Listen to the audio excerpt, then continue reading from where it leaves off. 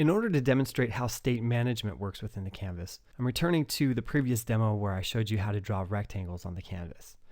And you notice here that we have our red rectangle, and then we have the transparent blue rectangle, and then the clear rect that has the stroke against it. If you remember from the procedural code, the first item that's written to the canvas is the red rectangle, the second item that's written to the canvas is this transparent blue one, and the third one is the clear rect with the green border.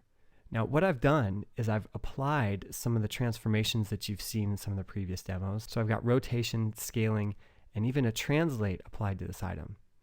But you'll notice that it doesn't take effect for the green outline. And that's because what I'm doing is saving and restoring state within the canvas.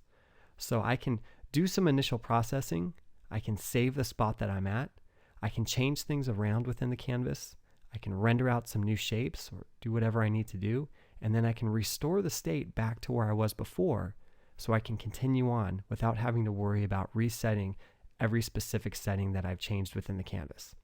Let me show you how it's done. Again, this is the same exact demo that I showed you that draws the rectangles onto the canvas. The only thing that's different is when you come down here and we're about to do the second operation. First we do the red box, and before we do the blue box, I'm calling context save. And what this does is saves all the settings about the state of the context.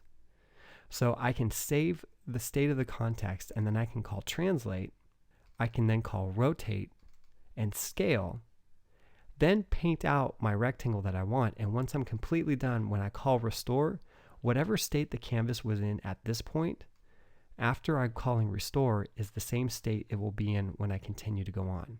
So this is a huge time-saving operation, because what you can do is as you're manipulating the canvas, you can save and restore the state in different places and not have to worry about keeping track of which items you need to flip back to their original state in order to render out something different on the page. What's nice about the state management is that you can call save multiple times in a nested fashion, and it creates a stack for you. So if I call save once here, and then I call save again, say down here, the first time I call restore, it'll come back to the state that it was here, and when I call restore again, then it goes back to its original state.